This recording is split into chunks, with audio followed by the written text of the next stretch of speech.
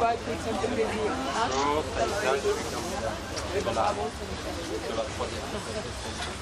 Excellent. Allez.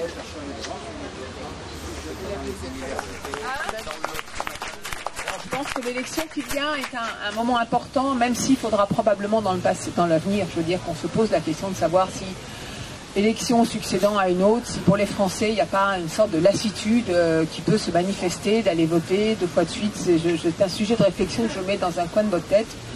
Je pense qu'on aura cette question-là.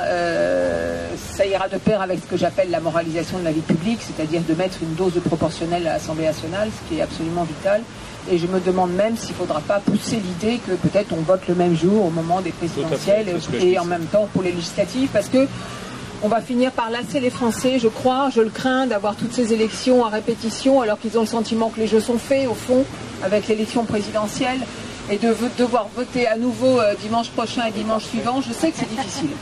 En même temps, on a besoin que les électeurs se mobilisent, hein, puisque c'est notre raison d'être aussi de se présenter devant eux, même si je crois qu'il faut qu'on ait cette réflexion de fond. Je pense que c'est un enjeu très important pour la France dimanche prochain. Et c'est pour ça que je crois que ce que nous défendons, ce que nous portons, nous, ici et dans toute la France, le Centre pour la France, qui est l'étiquette que nous avons voulu pour ces élections législatives, est vital. Si nous ne sommes pas là, nous, comme force dans la vie politique, pour rappeler que d'abord l'opposition d'un pays droite contre gauche, gauche contre droite, cette espèce comme ça d'antagonisation permanente, est quelque chose de très régressif, je trouve, pour un pays. Surtout pour un pays qui est en difficulté aujourd'hui. Les Français vivent la crise et vont la vivre plus encore, malheureusement, dans les mois qui viennent. Regardons ce qui se passe chez nos voisins. N'imaginons pas que ça n'arrivera pas jusque chez nous. Ça arrivera chez nous. Et contrairement à ce que dit Martine Aubry, qui dit au fond il suffit d'augmenter les impôts pour tout régler. Non, il ne suffit pas d'augmenter les impôts pour tout régler dans un pays. Ça sera beaucoup plus difficile, ça sera beaucoup plus compliqué. Il faudra, alors bien sûr qu'il faut une fiscalité plus juste, plus progressive et plus juste. C'est évidemment ce que nous défendons avec François Bayrou. Mais il faudra, et nous le savons tous, réduire les dépenses, mieux gérer l'argent de l'État et des collectivités locales, mieux gérer pour mieux investir et mieux préparer l'avenir. Il y a eu beaucoup de gabegies en France, il y a beaucoup de gâchis, il y a beaucoup de mauvaise gestion. Il y a des strates et des strates, des dépenses et des dépenses. Eh bien, il faudra des réformes courageuses.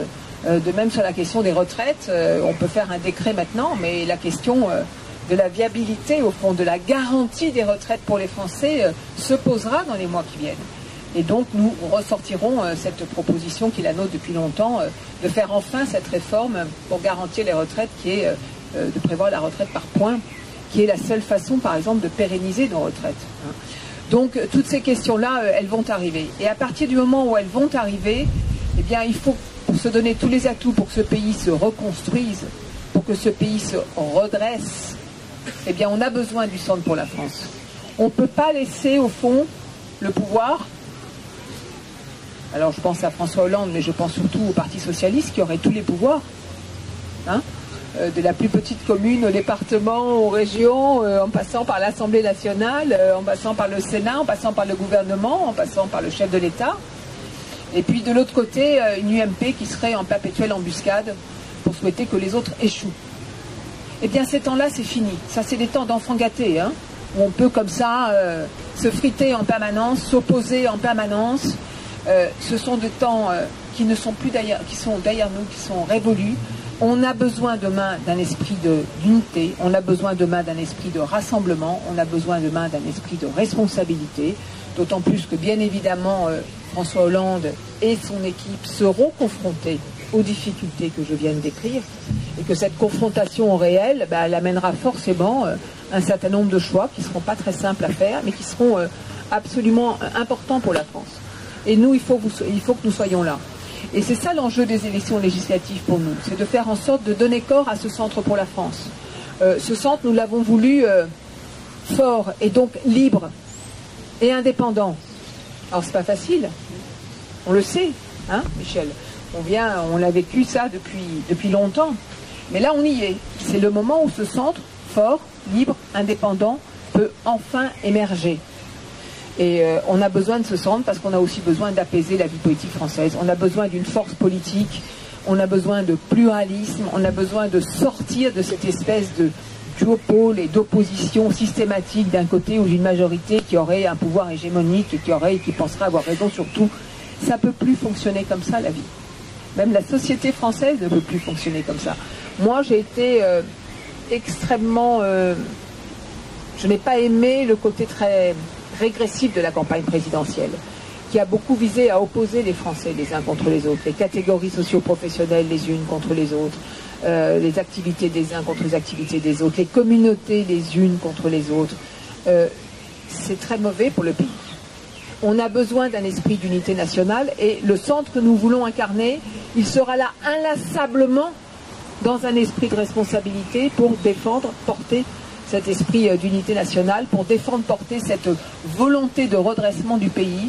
Nous serons une force demain coopérative, responsable, vigilante sur ce qui fait les fondamentaux du pays. On sait bien ce dont le pays aura besoin. Il aura besoin évidemment de consentir un certain nombre d'efforts. Il faudra que ça soit fait dans la justice. Il aura besoin évidemment d'une vie publique qui soit enfin moralisée. Et c'est quelque chose qu'on doit vraiment tenir. Parce que je pense que le redressement d'un pays, ce n'est pas simplement un redressement économique, ce n'est pas simplement un redressement social, c'est aussi au fond un redressement moral, c'est aussi un redressement éthique.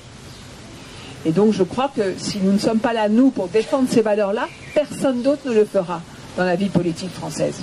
D'où l'importance, mais cruciale, de ces élections. Il faut faire émerger ce centre pour la France. C'est pour ça que je suis confiante quand je vois la qualité des candidats que nous avons dans toute la France et quand je vois la qualité des candidats que nous avons ici dans le Puy-de-Dôme. Ils portent tous, chacune et chacun d'entre eux, quelque chose de très précieux. Ils portent cette vision que la vie politique ne doit pas se réduire à un affrontement camp contre camp.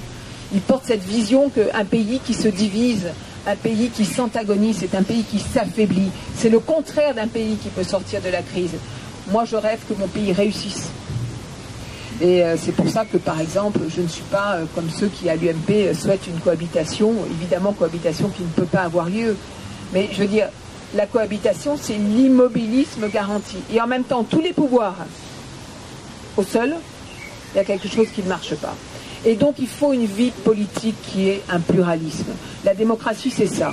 Et donc, il faut qu'à côté de l'opposition systématique de l'UMP, à côté du pouvoir en place, du Parti socialiste et de ses alliés, il faut une force qui soit là pour incarner l'intérêt général, qui soit là pour laisser quelquefois de côté, souvent, toujours de côté les sectarismes, et quelquefois de côté l'esprit partisan, qui soit là pour considérer d'abord l'intérêt général avant les intérêts particuliers. Et moi je pense que le pays en a bien besoin, et au fond c'est ça l'enjeu des élections législatives qui viennent. C'est pas... ça s'envole. C'est une question de femmes, c'est une question d'hommes, c'est une question de valeurs. Vous êtes des candidats qui incarnez ces valeurs-là, mais c'est aussi une question d'équilibre pour la démocratie française. On n'a pas pour le moment trouvé le bon équilibre pour la démocratie française en France. Un seul parti qui soit de droite ou de gauche, qui ait tous les pouvoirs, qui ait sa majorité, et tout le reste en opposition, en attendant que le gouvernement se plante, c'est quelque chose qui ne peut plus marcher aujourd'hui. C'est fait pour une époque où tout allait bien, où les déficits n'étaient pas ce qu'ils sont, où les difficultés ne sont pas ce qu'elles sont, et ne seront pas ce qu'elles sont demain. On le doit aux Français. Parce que ceux qui trinquent au fond, ceux qui ont des difficultés, ceux qui ont du mal à boucler la fin de mois, ceux qui ont des problèmes d'emploi, les jeunes qui se trouvent au chômage, les jeunes qui sont dans l'inquiétude ou qui ne trouvent pas de filière ou de voie de formation, c'est à tout cela au fond que nous devons de pouvoir construire demain une démocratie plus équilibrée. Et donc d'incarner demain cette force dont la France a absolument besoin, ce centre pour la France. Et donc par ailleurs, je vous remercie encore d'attention parce que ça va tout à fait tenir. C'est très solide, c'est-à-dire ça peut bouger, mais ça tient bon. On plie, mais on ne rompt jamais. Et donc ce sont des hommes et des femmes debout qui se présentent devant nos concitoyens. Et je suis très heureuse et très fière d'être avec vous et de passer ce moment avec vous. Merci à vous tous de tout ce que vous êtes et de tout ce que vous allez faire et de tout ce que vous faites. D'être